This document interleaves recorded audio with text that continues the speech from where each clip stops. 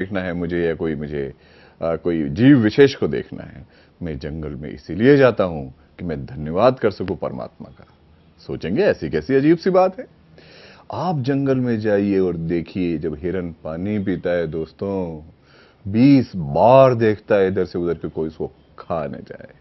और मैं कभी मटके से, कभी फ्रिज से, कभी वाटर कूलर से पानी निकाल के पी लेता हूं। मुझे कोई खाता ही नहीं है और मैं ईश्वर का धन्यवाद ही नहीं कर रहा। जंगल में आप जाओ, दो ही तरह के जानवर हैं, या तो शिकारी है या शिकार है। एक के चेहरे पे हिंसा के भाव रहेंगे सदैव और दूसरे के चेहरे पे बेचारगी के भाव रहेंगे। शेरनी अपने बच्चे को प्रेम भी कर रही है तो भी उसके चेहरे पे हिंसा ही दिखेगी, दूसरा भाव नहीं दिखेगा। और हिरन बेचारा गुस्से में होगा तो भी उसके बेचारगी के भाव आएंगे। अरे हमें मनुष्य बनाया है, एक चेहरे से हम 31 तरह के भाव प्रदर्शित कर सकते हैं और हम खुशी नहीं होते हैं कि परमात्मा तूने कमाल कर दी। हिरन को सिर्फ घास का स्वाद दिया है दोस्तों, घास का, और शेर को सिर्फ मांस का स्वाद दिया है और हमें 7 स्वाद दे दिए। कमाल हो गया ये तो, खारा, मीठा, कड़वा, चरपरा, आहा, कितने तरह के स्वाद दे दिए, वो सिर्फ घास।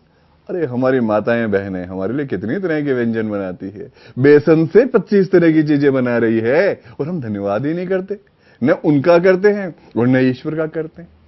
कोई सोच सकता है जंगल के अंदर कि वो सुबह उठेगा तो जीवित मिलेगा?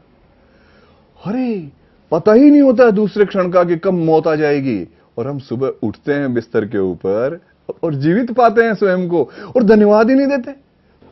एक बात और बांटना चाहूंगा आपके साथ में। जंगल में जब बाघ या शेर बूढ़ा हो जाता है, दांत घिस जाते हैं, नाखून घिस जाते हैं, खुद शिकार नहीं कर पाता है, तो पता है उसकी मौत कैसे होती है?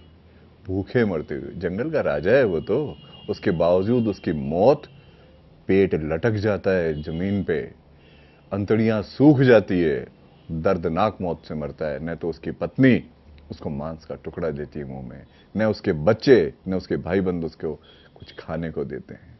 भूखा मरता है जंगल का राजा। जबकि आप देखो मनुष्य जीवन में, अरे हमें थोड़ी सी छींक के आ जाती है, पूरे घर वाले परेशान हो उठते हैं।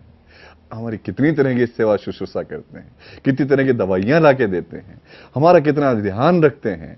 आप सोचो, ईश्वर ने मनुष्य बना करके हमारे को कितने आनंद दिए हैं, तो फिर क्यों वैमनस्य, क्यों एक दूसरे के बैर में फंसे भाई?